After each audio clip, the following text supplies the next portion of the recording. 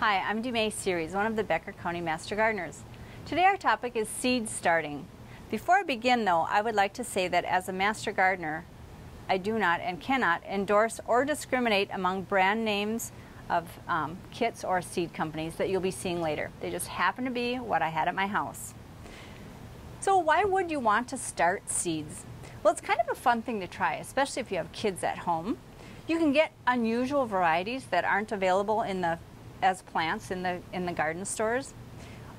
You might be able to do an experiment like the one that I did this year.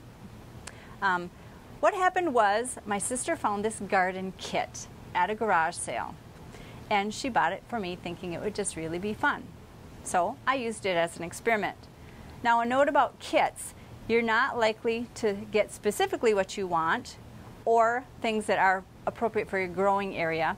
And some of the things they ask you to do might not be best gardening practices, but it's kind of fun to experiment anyway.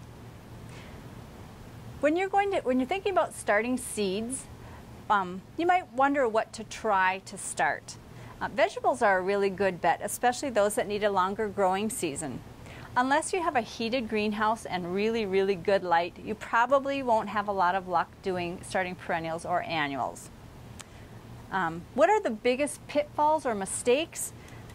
It is a commitment of time. It's not a huge amount of time, but timing is everything, as you'll see in a couple minutes. If you really want it to work, you need to put in the time. The two biggest things that I think people have issues with are not enough light and that they don't know how to harden off their plants. And we'll talk about that. So how do you do it? The basics: seeds. Seeds have a viability range. That means if you have old seed, they might not germinate.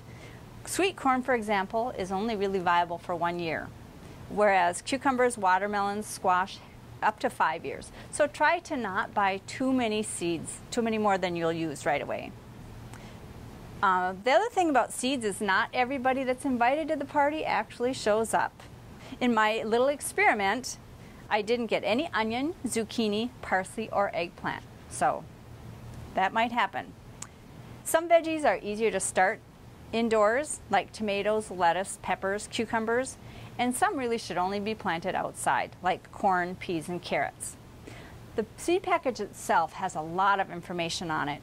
For example, the date it was packed, when to plant, the temperature, soil, how deep and how far apart to plant it, and when to harvest.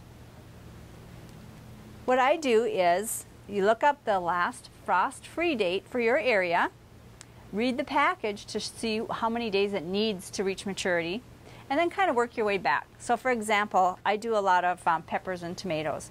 So I look at my last frost date is somewhere around the last of May, beginning of June. So I kind of work back, and I start cucumbers and tomatoes and peppers about the third week in March, lettuce and herbs about the first week in April, and squash or melons about the third week in April. It's just kind of how I do it. For soil, you need to have sterilized potting soil. Don't use dirt from outside, even garden soil, because there might be diseases or weed seeds or other things in there. Plus, seeds need like a very light soil to get started. Plant seeds as individuals, not a whole tray of things, because as they grow, their roots kind of get tangled together, and when you transplant, you'll rip them apart. I personally don't like peat pots, but that's my own personal value. So you fill the containers with whatever potting soil or seed starting mix that you have, and then you wet it down and you put the seeds in just like the seed packet says to.